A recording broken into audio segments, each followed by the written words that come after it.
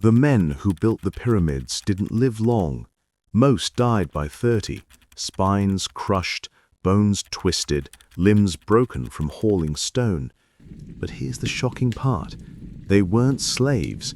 Archaeologists found they were cared for, treated medically, and even buried with honor beside the very pyramids they built. Hi guys, before we start, where are you listening from tonight? I love seeing our map of dreamers grow. Congratulations, you've just stepped into life as a pyramid builder in ancient Egypt. Forget the Hollywood version with slaves whipped in chains. That's a lie. You're a farmer drafted into the king's grand project. One season, you're knee-deep in the Nile's mud planting barley. The next, you're hauling stone under the sun that feels like it's trying to burn through your skull. Your house? Mud brick, the size of a modern studio apartment, stuffed with smoke from the cooking fire and neighbors' voices leaking through the thin walls. Outside, the whole village hums with life. Thousands of men and families jammed together like a dusty construction camp the size of a small city. You've got bread in one hand, a jug of beer in the other, and maybe an onion if rations are good. That's dinner. No gold, no meat banquets, just carbs and ale powering you to drag stone until your bones ache. And here's the thing, your body will break. Skeletons dug up from this very same village show bones swollen from arthritis, knees ground down from lifting, spines bent like question marks. People didn't just get sore, they cracked, they snapped, but you didn't get tossed aside like trash. Weirdly enough, there were medics. Broken bones show clean healing, meaning doctors patched you up and shoved you back to work. Imagine it, a man with half-healed ribs, coughing in the dust, still roped into dragging limestone blocks. But don't think you're doing this for free. You're not chained up, you're paid. Bread, beer, onions, maybe fish or duck if you're lucky. Doesn't sound like much, but in 2500 BC, that's basically your salary, your rent, your insurance all rolled into one. Bread wasn't just food, it was status. Miss your ration and suddenly you're the guy scrounging for scraps. Want respect in this village? Show up to work, get your rations, feed your family. That's your pride. Now here's the kicker. You're not just building any old tomb, you're building eternity. The pyramid isn't just a triangle of rots, it's Pharaoh's ladder to the afterlife. In their world, stone equals immortality. You're literally stacking blocks so your king can live forever. And the crazy irony? You bust your back making his afterlife happen, while you hope bread rations don't run short so you can survive this life. So, how do you actually move these monster stones? Forget aliens, forget magic lasers. You and a team of 50 sweaty men tie ropes around a sled loaded with a block heavier than a truck. Then what? You drag. Wood screeches, sand sprays in your face, the rope tears your palms open. Sometimes they pour water on the sand to slick it up a little, so the sled slides a little easier. But easier still means you're pulling until your chest feels like it's going to explode. And here's the brutal truth. One slip, one fall, and that block crushes you flat. That's not theory, it's happened. Archaeologists found skeletons with bones shattered like they'd been hit by a boulder, because they had. This wasn't safe work, it was survival dressed as duty. The village itself, shockingly organized.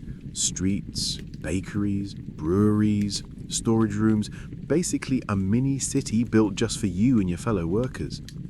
Teams had names. Graffiti scratched into stone shouts things like the drunkards and Mencore. Imagine clocking into work under a team banner that basically says Pharaoh's party animals. You weren't anonymous. You had pride, identity, even bragging rights. But pride doesn't stop hunger. When the Nile flooded, farming was impossible. That's when you got called up for pyramid duty. It wasn't just a job, it was obligation. Build for Pharaoh, feed your family, and maybe, just maybe, earn enough favor that your soul has a shot at the afterlife too. Because here's the twist, this wasn't only about Pharaoh's eternity. Building his pyramid tied you to cosmic order. You weren't just lifting stone, you were keeping the universe from falling apart. Heavy responsibility when you're still sore from yesterday's haul. Now, let's crush one myth while we're here. You weren't a slave. You weren't some shackled prisoner whipped into submission. You were an Egyptian, working for your king, with pay, housing, and medics. But don't mistake that for comfort. The sun scorched you, the work scarred you, the rations sometimes ran out, and when you died, maybe you got buried near the pyramid you built, but in a pit compared to Pharaoh's golden chamber. The guy you laboured for got eternity. You got a modest grave and some broken bones left behind for archaeologists to gawk at. So here's the theme you can't ignore. Who really built the pyramids? Not slaves, not aliens, ordinary Egyptians like you, sweating, limping, and dragging eternity one block at a time. And the brutal irony, the world remembers Pharaoh's name in glowing hieroglyphs, your name lost in the sand, erased by time. Picture this, it's the 1990s and archaeologists are digging near the Giza pyramids when they hit pay dirt. Not gold, not treasure, a village. Whole streets of mud brick houses, bakeries, breweries, even a damn hospital. And just like that, the Hollywood story of slaves whipped into dragging stones, dead. The truth? The pyramids weren't built by faceless slaves. They were built by people like you. Imagine standing in that village back in 2500 BC. The air stinks of yeast and roasting bread, beer frothing in clay jars, men laughing as they carved their team names into blocks of stone. You'd see graffiti scrawled proudly, friends of Khufu, the drunkards of Menkaure. That's not slave talk, that's locker room pride. These guys weren't chained up, they were bragging about their crews like modern construction workers flexing team jackets. And here's the kicker. When these men died, they weren't dumped in shallow pits, they were buried right by the pyramids, tucked into tombs with grave goods, pots, amulets, even little carvings. That's how Egypt treated people who mattered. So no, you weren't just another back-breaking cog in Pharaoh's machine. You were part of something that carried honor, enough to get you buried in the shadow of the monument you built. But wait, here's where it gets messy. Some scholars argue, were you a proud professional or a farmer drafted into service, basically paying tax with your sweat? Think about it. The Nile floods every year, your farmland drowns, you can't plant, can't harvest, so what do? Pharaoh's officials show up and say, "Congrats, you're working on the pyramid this season." You might grumble, but deep down, you know. If you don't, no rations, no respect. That's not slavery, but it sure as hell wasn't optional. And then there's the other side. Skilled artisans, the masons who cut limestone with copper chisels sharp enough to shave hair, the carpenters building sleds, the foremen barking orders. These weren't farmers drafted in. These were lifers, professionals. Their whole identity was tied to pyramid building. So what was it really? Conscription or a career? The answer is both. A messy, rotating system where some of you got drafted for seasons and some of you built pyramids until your bones gave out. Now, here's the twist that makes your head spin. You believed you were holding up the universe. The pyramid wasn't just a tomb, it was Pharaoh's ladder to the afterlife. Without it, Pharaoh couldn't join the gods.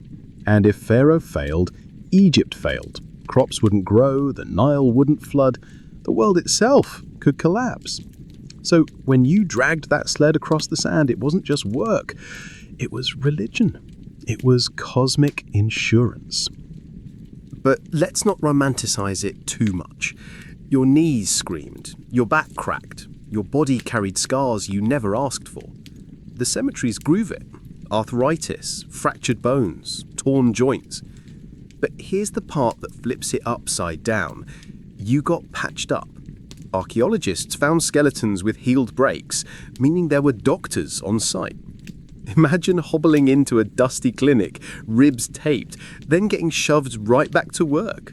The state cared enough to fix you because you were too valuable to waste.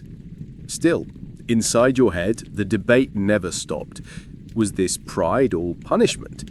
On one hand, you bragged about your crew name etched in limestone. On the other, you went home every night limping, cursing the rope burns across your palms. Maybe you told yourself, "I'm building eternity." Maybe you muttered, "I'd rather be farming onions." Both were true. Both lived in your bones. And here's the brutal irony. Centuries later, the debate still rages. Was this a genius system of organized, respected labor, or just exploitation dressed up with bread and beer? Egyptologists lean toward the first, orderly, sophisticated, even caring in its own way. But ask your knees, your spine, your blooded hands, and the answer might sound very different. So, where does this leave you? Right at the edge of a new world. You started thinking the pyramids were built by slaves whipped in the sand. Now you know the truth. It was Egyptians like you, farmers, masons, carpenters, drafted and paid, proud and broken, all at once. And here's the wild part. You haven't even seen how the damn things were built yet. You've only peeked into the village, smelled the beer, heard the laughter and groans. The real madness is the sleds, the quarries, the ramps, the tricks that let human hands move mountains. That's what's next. Imagine one of the men who laid hands on those stones. Let's call him Nef. Not a pharaoh, not a general, just a regular guy whose sweat went into the foundations of Giza. He wasn't born in the shadow of pyramids. He likely came from a farming family in the Nile Valley, where life was ruled by the flood. When the waters rose and his fields drowned, farming was impossible. That's when men like Nef left their villages and headed toward the plateau. For his family, it wasn't just sacrifice, it was survival. Someone had to bring back rations, grain, maybe connections that could keep the household afloat. Picture the home he left behind. Mud brick walls, the smell of barley beer brewing, kids running barefoot. His brothers or cousins would keep the crops alive when he was gone. That's the only way the system worked. Families covering for each other, entire households tied into the machine of this state. But pyramid work wasn't just about food. Nef's identity was tangled up in it. These men gave their teams names with swagger, the friends of Khufu, the drunkards of Menkaure. They carved those names into stone because they wanted to be remembered. That doesn't sound like faceless slaves. It sounds like men who took pride in the impossible. The tombs near the pyramids back this up. Workers were buried close to the kings they served. Think about that. In a culture obsessed with eternity, proximity to a pharaoh's eternal house was priceless. Even if Nef's body ached with arthritis or an old fracture, the idea that his bones could rest near Khufu's was powerful motivation. That's cosmic status in the afterlife. And then there's belief. To Nef, the pyramid wasn't just a tomb, it was an engine for the universe. By hauling stones, he wasn't just earning bread, he was securing Ma'at, the order that kept the Nile flowing, the sun rising, the world balanced. His sweat became a prayer. Every pulled muscle, every blister, it all mattered in ways modern work rarely does. Of course, the system had a sharp edge. The state fed and housed him, patched him up when he broke, but it also demanded his body relentlessly. Maybe he believed, maybe he felt used, probably both. That contradiction is what makes Nef real. He was proud and exploited, faithful and exhausted, anonymous and immortal. Through him, the pyramids stop being abstract miracles. They become human. Stone stacked on the backbone of a man who believed the universe depended on it. Let's start where the stones came from. Not all of them were local. Sure, the limestone for the pyramid's core was quarried right at Giza, close enough that you can still see the scars on the bedrock. But the dazzling white limestone, the stuff that once made the pyramids shine like mirrors under the desert sun, That came from Tura, across the Nile. That meant ferrying blocks weighing more than a car across water before they even hit the ramps. And if the pharaoh wanted granite, that was dragged out of Aswan, over 500 miles away. Wrap your head around that, hauling 100-ton granite beams that distance without wheels. You think your IKEA flat pack is a nightmare? These guys were dragging God's furniture across the country.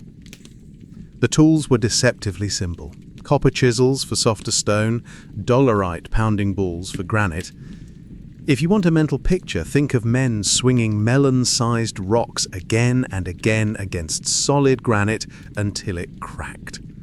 Archaeologists have found entire pits full of worn dolerite balls, thousands of them. That's the kind of repetitive madness pyramid building required. Hour after hour, day after day, swing, shatter, haul. No power tools, just raw muscle, rhythm, and patience. Then came transport. This is where things get cinematic. Teams of men, sometimes hundreds, yanking wooden sledges across the desert. The trick was water. Not magic, not aliens. Wetting the sand in front of the sledge cut friction in half, letting blocks glide where they would otherwise sink. There's even a painting in a Middle Kingdom tomb of a man pouring water in front of a sledge.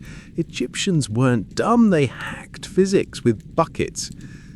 Ramps were the final stage. Forget conspiracy theories about cranes and levitation. The ramps were brutal, practical engineering. Long earthen ramps climbing the sides of the pyramid, growing as the pyramid itself rose. Archaeologists debate whether they spiraled, zigzagged, or extended straight out. But however they looked, the principle was the same. Build a mountain of sand and rubble just to drag stones up another mountain of stone. Whole armies of workers shoving ropes, levering blocks, filling gaps with gypsum mortar. It wasn't elegant, it was relentless.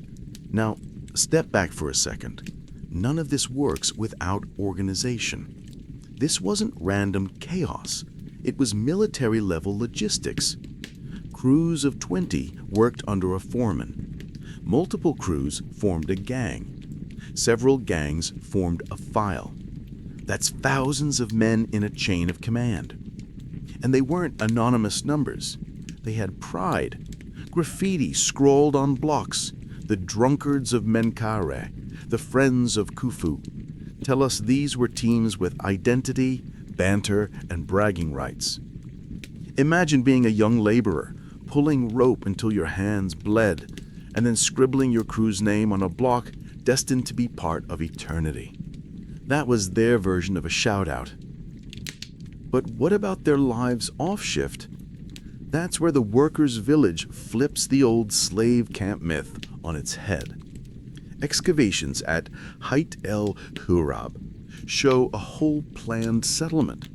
Streets, barracks, even bakeries churning out bread on industrial scale. Archaeologists found huge vats for brewing beer, the real hydration drink of ancient Egypt. Forget water bottles. Beer was calories, hydration, and morale in one. If you've ever tried manual labor in the heat, you'll get it. Beer was survival. Their houses were modest. Mud brick walls, low ceilings, ovens out back. The barracks were packed, but skilled workers had private houses. Bigger, better, sometimes with their own courtyards. That tells you rank mattered. A master mason lived better than a seasonal hauler. Hierarchy was baked into the mud brick. The diet wasn't glamorous, but it worked. Bread, beer, onions, staples of Egypt. Sometimes fish, sometimes goat or beef for protein. Enough calories to keep men pushing stone in 40-degree heat. Archaeologists even found evidence of cattle slaughtered to feed the workforce. Let that sink in. The state was killing cows, precious wealth in ancient Egypt, just to fuel the human machine. That alone tells you how seriously the pharaoh invested in these men. And here's something striking. Healthcare. Skeletal remains show men with fractures healed, arthritis treated, even amputations survived. Someone was tending to them. That doesn't happen if you're disposable slaves. That happens when the state has medics, splints, maybe even surgeons on site. Brutal, absolutely, but not careless. These men mattered because without them, the pyramid never rose. Religion seeped into the work too. Every block wasn't just hauled, it was sanctified. Stones were blessed before placement. Ceremonies marked milestones. Aligning the pyramid perfectly with cardinal points wasn't an accident. It was ritual precision, tying human sweat to cosmic order. For workers like Neff, hauling a block wasn't just labor, it was aligning himself with the gods. Imagine the morale boost. You're not just building a tomb, you're holding up the sun. That's propaganda, yes, but powerful propaganda. And don't think it was all harmony. Skeletal evidence shows arthritis, crushed spines, repetitive stress injuries. Men literally broke themselves against the stones. Pride and pain were constant companions. Maybe some grumbled. Maybe some cursed Khufu's name under their breath. But others, they carved graffiti bragging about their crew. They dreamed of burial near the pyramid. They believed their sweat held the universe together. And if you zoom out, the site was like a small city. Thousands of men, women, children, animals, all orbiting the pyramid project. Dust rising, sledges dragging, ovens smoking, beer brewing, priests chanting, overseers barking orders. It wasn't just construction, it was theatre, a living demonstration of the pharaoh's power visible for miles. Every villager in Egypt knew that pyramids weren't myths. They were watching their neighbors march off to Giza, watching the stones pile higher year after year. And here's the gut punch. These men didn't live to see the job finished. A pyramid took decades. Entire generations burnt out before the final casing stone gleamed. But that didn't matter. The pyramid wasn't about one lifetime. It was about eternity. That's what gave it the system its teeth. By now you can probably smell the site. Dust in your nostrils, sweat stinging your eyes, bread baking somewhere behind the barracks. But life wasn't just work. These workers, men like Neff, weren't machines. They had families, arguments, downtime, even laughter carved between the cracks of stone. In the village, evenings meant smoke curling up from mud brick ovens, the tang of beer in the air, kids darting between alleys. Workers might sit in groups, swapping stories, nursing aching joints, maybe ribbing each other about which crew had dragged more blocks that week. This wasn't some faceless labor camp. It was a community, messy and alive. But don't romanticize it. Conditions were tough. Overcrowding in barracks, constant risk of injury. Overseers with whips weren't myths. They kept order, even if the brutality wasn't slave-level chains. The state couldn't afford chaos. Every delay was a crack in the pharaoh's promise of eternity. And the hierarchy, it cut deep. Picture the contrast. A skilled stonecutter with his own house, a courtyard, maybe his wife brewing beer inside. Then, just down the street, 40 men crammed into a barracks, sleeping shoulder to shoulder, stinking of sweat and crushed onions. Some were lifers, professional craftsmen. Others were seasonal farmers, pulled in during flood season, waiting for the Nile to recede so they could return to their fields. The pyramid united them, but it also reminded them who was higher, who was expendable. The diet tells the story too. Everyone ate bread and beer, but higher ranks got more meat. Bones of cattle and sheep found in workers' cemeteries show feasts, special distributions that marked religious festivals or royal celebrations. Imagine the buzz. Thousands of men, exhausted from dragging stone, suddenly given beef stew and fresh beer in honor of a festival. Those moments mattered. They gave the work rhythm, reward, a sense of purpose beyond the grind. And then the rituals. Religion soaked everything. Each block raised was part of Mart, the cosmic balance. Priests lightly walked the ramps, sprinkling libations, chanting hymns. Workers might pause watching the ceremony, feeling their exhaustion twist into pride. I'm not just hauling stone. I'm part of the sun's journey, the Nile's flood, the gods' favour. Belief turned back-breaking labour into sacred duty. Yet there's a darker undertone. Archaeological evidence of arthritis, broken spines, crushed bones shows the human cost. Some men healed and kept going. Others didn't. Cemeteries near the pyramids contain rows of workers, young men, some barely in their 20s, buried with pottery and bread offerings. They gave their bodies to the pharaoh and were rewarded with eternal proximity. But here's the question: was that comfort or just state propaganda? Depends who you ask. Think about the graffiti again. Teams calling themselves the Friends of Khufu or the Drunkards of Menkore. That's pride, yes, but it's also coping. Naming your crew, making jokes, carving them into stone, those were survival tactics. The same way modern workers give nicknames to job sites, they were finding humanity in the middle of a machine. Zoom out and the scale is staggering. Tens of thousands coordinated like gears in a clock. Cooks baking bread in massive ovens, brewers churning out vats of beer, quarrymen swinging dolerite pounders until their hands blistered, overseers counting rations, priests blessing milestones. Every part had to function or the whole system stalled. It wasn't just construction, it was a nation mobilized. Quick pause. What's the strangest part of this world so far? Drop it in the comment section below. Here's the gut turn. This system couldn't last forever. For a while, pyramids united Egypt. They were billboards of divine authority, visible for miles, saying, "The gods back me, and you'll work to prove it." But the very scale that made them powerful also made them brittle. When the old kingdom cracked, when drought hit, when power fragmented, the pyramid projects stopped. The machine that fed, housed, and healed workers vanished. That's the midpoint twist. On the surface, the builders had triumphed. They raised mountains of stone that still dominate the horizon. But it's a false victory. The system that created them collapsed under its own weight. No more giant pyramids after the old kingdom. The skills, the villages, the social contract, gone.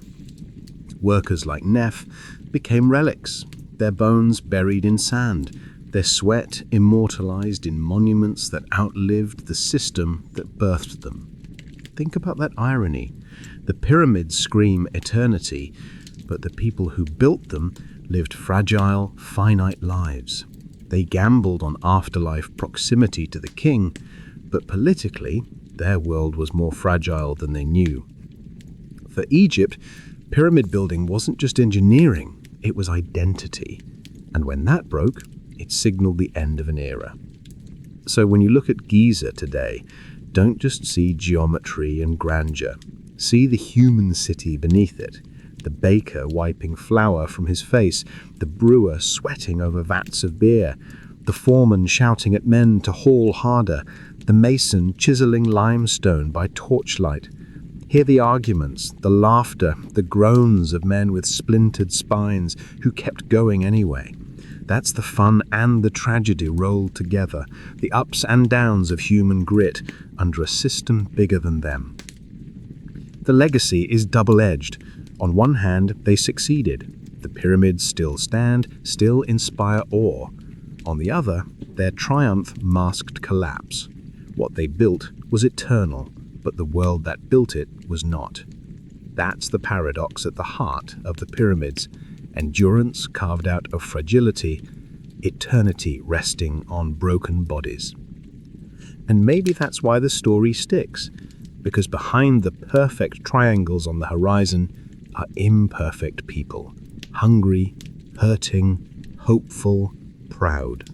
Men who weren't slaves, but weren't free either.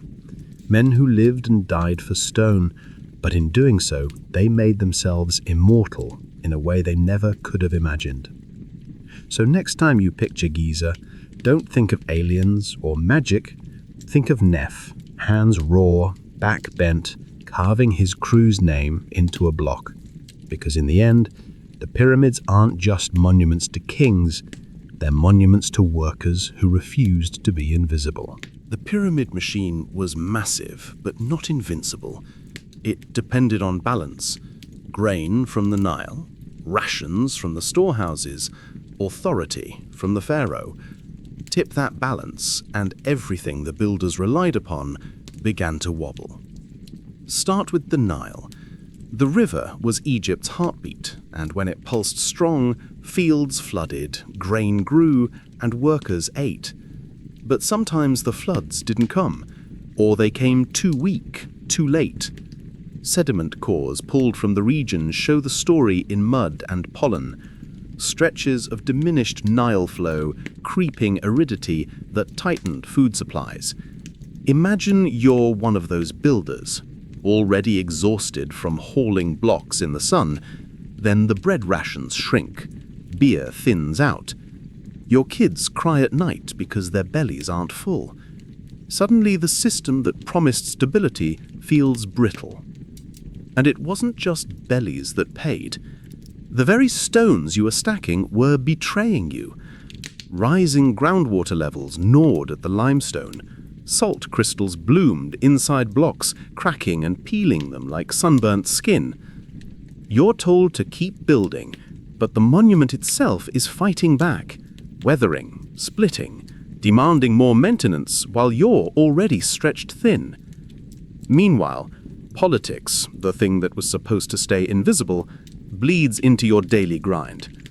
Pharaohs aren't immortal. They die. Succession disputes flare. Bureaucrats clash. The machinery of authority stutters. And when it does, the consequences aren't abstract. Suddenly, the overseer doesn't have enough grain to hand out. Timber shipments from far-off lands arrive late or not at all. Quarry runs stall because the state accountant hasn't approved transport. You don't care about the politics. You care that your crew is hungry, your tools are dull, and your foreman is more desperate than usual. And hunger makes people bold. Later inscriptions from Deir el-Medina tell us workers protested when rations dry. Strikes, petitions, demands. We can't work if you don't feed us. That was in a later age. But don't think for a second the pyramid crews just swallowed hardship quietly. You can picture it. Men gathered in the dust, murmuring, weighing the risk of defiance. Maybe it starts with a murmur. Why should we break our backs if the granaries are empty? Maybe a group refuses to haul box one morning, sitting in the shade until bread arrives. Not rebellion, not revolution, but resistance, the only leverage they had. Even when rations came, the body still cracked under the load. Archaeologists pulling skeletons from Giza cemeteries find spines bent, knees ground down, bones scarred from years of strain. Healed fractures tell of crushed legs, broken arms, men patched up just enough to return to the line. Some died early, 20s, 30s, buried with pottery and bread offerings, as if eternity might soothe the fact that life was cut short. That was the deal. The state would feed and treat you, but the work would chew you up all the same. And it wasn't only broken bones. Copper dust from tool making could seep into your lungs. Stone chips lodged in your skin. Infection followed every cut. Medical care existed, splints, bandages, honey salves, but nothing could erase the grind. Some workers were old before their time, their skeletons reading like ledgers of pain. The illusion of fairness crumbled under the weight of hierarchy. Skilled artisans ate meat, drank thicker beer, slept in decent homes. Ordinary haulers squeezed into barracks, shoulder to shoulder, breathing each other's sweat. You could feel the divide every time a feast was announced. Prime cuts for the elite, scraps for the masses.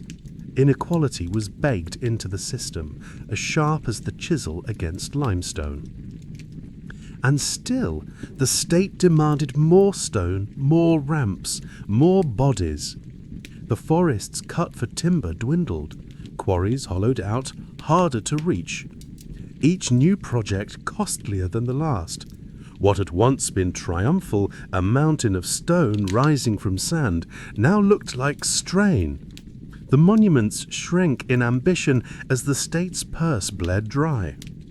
For the workers, this decline wasn't an academic curve on a historian's graph. It was life turning harder year after year. Maybe one season the rations came late. Next season, they came smaller. The doctor at the workers' village treated fewer injuries because supplies ran short. A neighbour's son wasted away from malnutrition. The barracks emptied not because men rotated home, but because they died. You'd feel it in the morale too. The graffiti, once carved with pride, like the drunkards of Menkari or the friends of Khufu, maybe it grew sharper, more bitter. Pride became sarcasm, loyalty frayed, laughter at the end of the day turned quieter when bellies rumbled. The bad guys weren't men with swords. They were the invisible forces closing in, the unpredictable Nile, the grinding stone, the politics of succession, the hunger in your children's stomachs. They were the cracks running through the system, widening as each year passed until no amount of whipped discipline or priestly blessing could hold them closed. And here's the part that really cuts. The workers weren't just victims. They carried their own flaws into the spiral. The same pride that kept them chiseling graffiti into blocks also blinded them to how fragile the system was. Many believed the state's promise that service guaranteed stability, afterlife reward, eternal glory. That faith kept them hauling long after the system had stopped delivering. Their loyalty was their undoing. By now, you can almost feel the tension of living in those years. The pyramid still rising but slower. The village still buzzing but thinner. The bread still coming but lighter. Every part of life tightening, compressing, pushing men toward a breaking point they couldn't yet see. This wasn't collapse yet, but it was the long squeeze before the fall, the world closing in stone by stone until there was nowhere left to move. At first, the decline looked like a slowdown. Pyramids got smaller, the ramps rose slower, overseers barked louder, but there were fewer men to bark at. Then came the tipping point, when the machine stopped, not because workers grew lazy or overseers grew cruel, but because the state itself broke apart. The old kingdom had lived on centralization, a pharaoh at the top, officials beneath him, scribes and quartermasters pushing rations, doctors tending wounds, priests sanctifying each stone. But around 2181 BCE, that chain snapped. The throne wobbled, power splintered, and the command that once mobilized tens of thousands dissolved into silence. Imagine being a builder at that moment. One season, you're pulling sledges, sweating under the sun. The next, the grain stops arriving. Overseers whisper, "Wait for orders from Memphis." But orders never come. Days stretch into weeks. The barracks empty. The bread ovens cool. And then, one by one, families gather their mats and chars and leave. Not in a blaze of rebellion, just a slow bleed of abandonment as the certainty that had anchored your life evaporates. The pyramids themselves tell the story. Some sit unfinished, their cores exposed, as if construction froze mid-breath. Others crumble from neglect, casing stones stripped or left unplaced.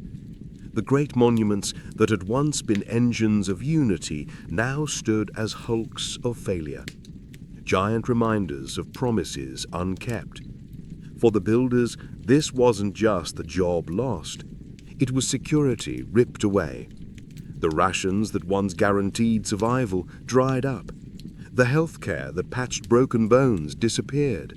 Workers' cemeteries from this late period reveal bodies with signs of malnutrition, untreated infections, illnesses that once might have been managed but now proved fatal. The safety net the state had provided snapped, and ordinary men and women fell straight through.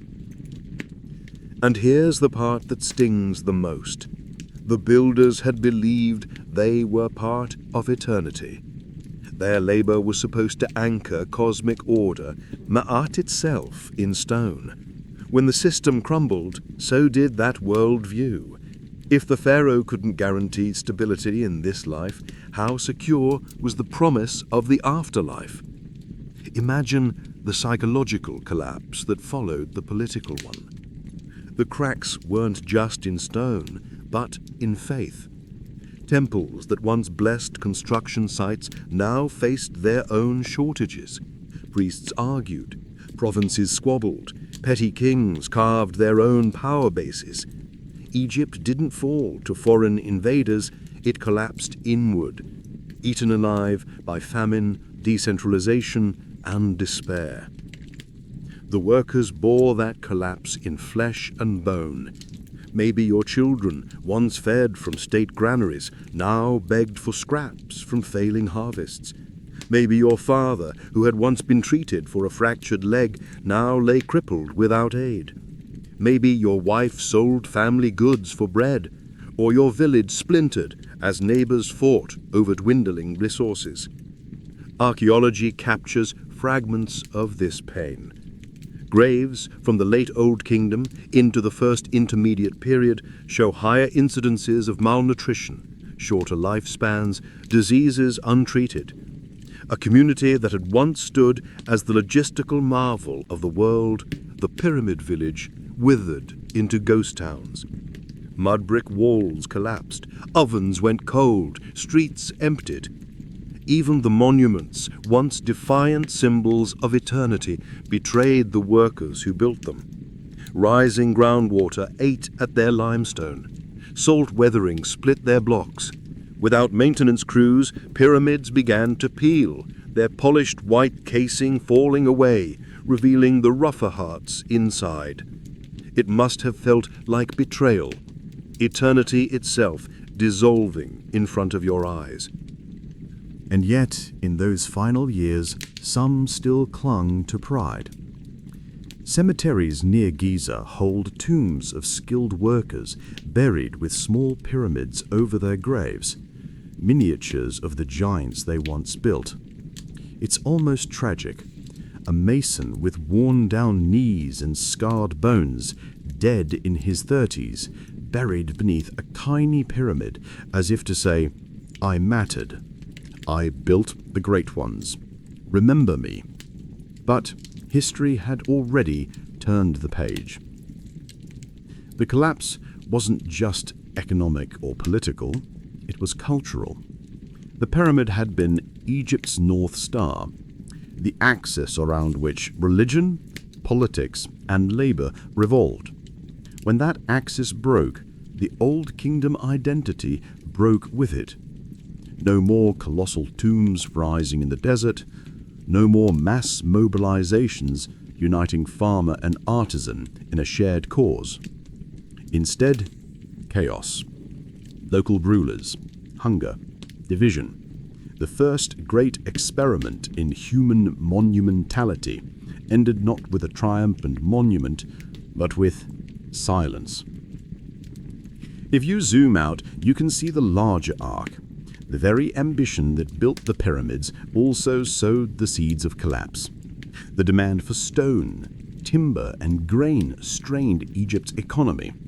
The reliance on the Nile's cycles left them vulnerable to drought. The concentration of authority in one ruler made the whole system brittle. When the pharaoh faltered, everything faltered. And the workers, who had poured sweat, blood, and faith into stone, were left stranded when that brittle structure shattered.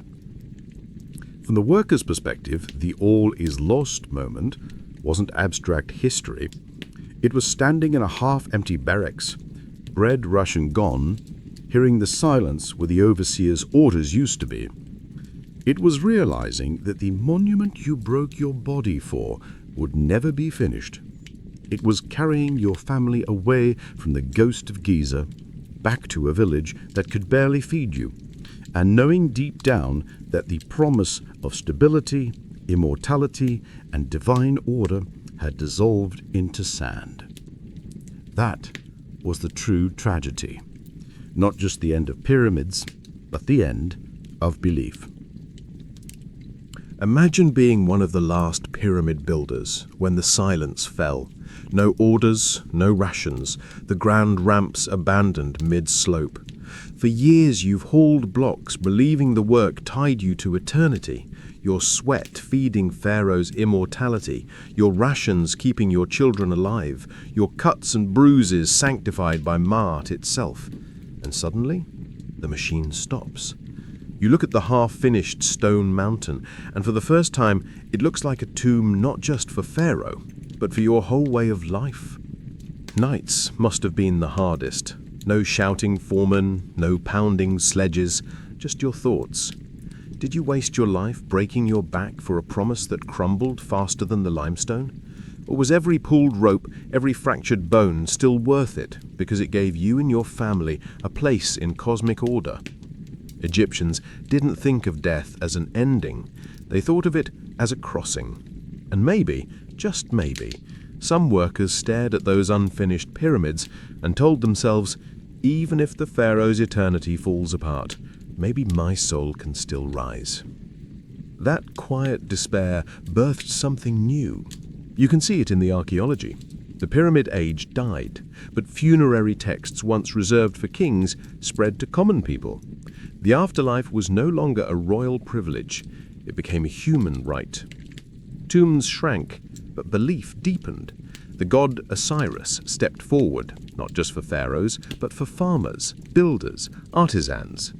The workers who thought their sacrifices vanished into sand had, in a strange twist, seeded a cultural shift that would outlast the pyramids themselves.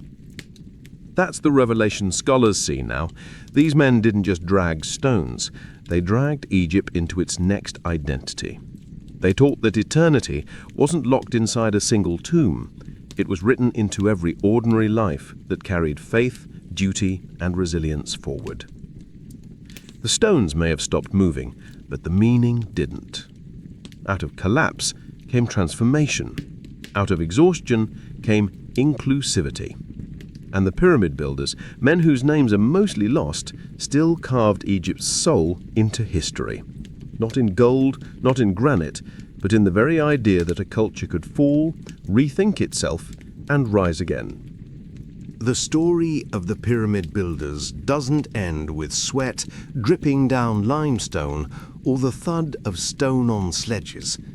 To pull it together, we have to step back and see the whole picture, not just through one lens, but an army of them. Archaeology, anthropology, inscriptions scratched on stone, even DNA pulled from the bones of people who lived and died in the shadow of those pyramids. It's like piecing together a shattered mirror, every fragment sharp, incomplete, but together it reflects a face. And that face isn't Pharaoh, it's the builder. Let's start with the raw evidence. Excavations at Giza don't just give us pyramids, they give us neighborhoods, workers' villages, rows of houses where crews slept, cooked, argued, laughed, prayed, cemeteries where they buried their dead with care, laying out the bodies east to west, facing the rising sun like a promise. Imagine walking through those ruins today. It looks like dust and rubble, but if you listen, you can almost hear the crackle of fires, the smack of bread dough, kids chasing each other between walls. Humanity, alive and ordinary, in the shadow of the extraordinary. Graffiti, carved in stone blocks, tell us about pride.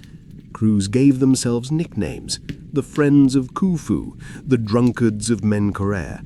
It's the ancient equivalent of painting your gang's name on the wall, saying, "We were here, we carried this block, we built this thing."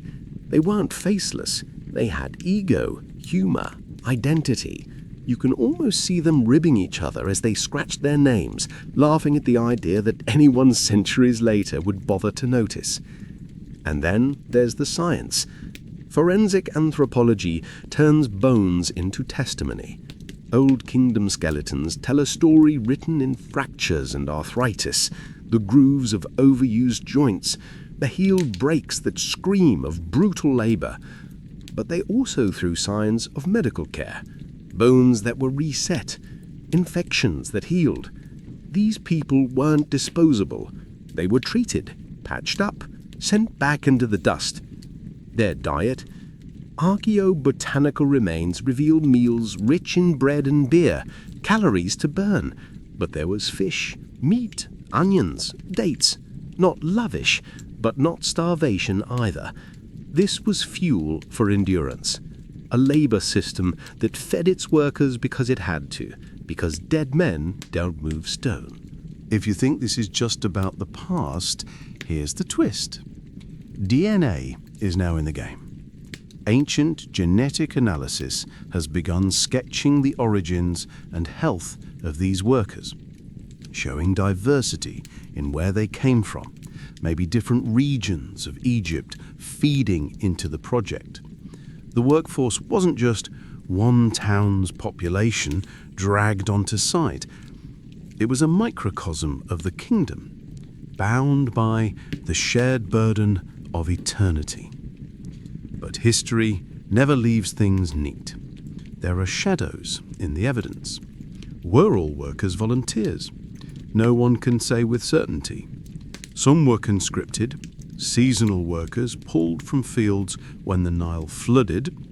Others were artisans, stonemasons, engineers, carpenters, skilled enough to be indispensable. The truth is likely messy. Pride and coercion, faith and fear, bread and back-breaking labor tangled together. The line between service and servitude blurs in the desert sun. Even the logistics remain a battlefield. How exactly did they drag those stones? Wooden sledges across wet sand? Rolling logs? Clever ramps curling around the pyramid's body? Experimental archaeology keeps testing theories, reenacting the sweat, trying to feel the strain. And maybe that's fitting, because uncertainty keeps the pyramids alive. If we solved every trick, maybe the magic would vanish. And yet, despite the gaps, one truth shines. These were not slaves in chains whipped towards death. They were builders. Human beings caught in a grand machine, both crushed by it and made immortal through it. That's the weight of the finale. Not Pharaoh's ego, but their endurance. Now zoom out. Imagine Egypt after the Pyramid Age. The Old Kingdom collapses. Central power fragments. Pyramids stop rising into the sky. But the cultural echo doesn't die. It shifts. The pyramid texts, carved for kings, evolve into coffin texts, written on the coffins of ordinary people. Suddenly, eternal life isn't a luxury of royalty. It's for anyone with the right words, the right rituals. The gates of eternity creak open a little wider. The builder's sweat becomes fertilizer for a new religious idea. Salvation democratized. Osiris rises to center stage, the god of death and rebirth, not just for kings, but for everyone. That's not coincidence, that's legacy. The workers' reality, their confrontation with mortality, their need for meaning, it bleeds into the fabric of belief. The story of the afterlife shifts from one man's solar journey to everyone's moral judgment. This is where you realize the builders weren't just hauling rocks, they were rewriting civilization's script. Fast forward to today. Tourists flood Giza. They snap photos, dodge hawkers, ride camels with sunglasses on. Most don't think about the villages buried nearby, the bones underfoot. But the pyramids wouldn't be standing without those lives, and archaeologists know it. Every trench dug in the sand is a resurrection, not of kings, but of workers, anonymous in name, immortal in impact. Modern villagers still live in Giza, their houses dotting the horizon, watching the pyramids like neighbours they've known forever. It's surreal, the line between past and present so thin you could slice your finger on it. A bread oven in a modern courtyard echoes the ones used 4,500 years ago. Kids playing football in the dust aren't that far removed from kids wrestling in the shadow of Khufu's stones. The pyramids don't just belong to pharaohs, they belong to humanity. And by humanity, I don't mean kings. I mean the builders. The guys whose backs broke, the women who baked the bread, the children who grew up in those camps. That's the real inheritance. So, what's left? The pyramids themselves. They stand there, monumental, impossible, absurd. Not because a god-king willed it, but because thousands of hands, thousands of lives pushed, pulled, sweated, bled, and never gave up. They didn't live to see the glory, they didn't get songs or statues, but they left us stone that refuses to die. If there's a lesson buried in the sand, it's this: greatness is never the work of one man. Pharaoh may get the credit, but the builders get the immortality. The monuments are theirs. And maybe when you stand there, staring at that impossible geometry, you should whisper a thank you, not to the king entombed inside, but to the nameless who made eternity out of dust. So here we are. The Nile has flooded and receded. The sweat has dried. The bones are dust. And yet the pyramids remain. Not as tombs for kings, but as gravestones for anonymous. Proof that history isn't written only in names carved deep, but in lives worn down and forgotten. The next time you see those sharp edges cutting the sky, remember, they weren't built by gods. They were built by people who got hungry, got hurt, got tired, but kept going. People who found meaning in stone, in faith, in each other. And maybe that's the real pyramid. Not the monument of limestone, but the invisible one, stacked from sacrifice, endurance, and the stubborn human refusal to quit. Next journey's even darker. Don't miss it.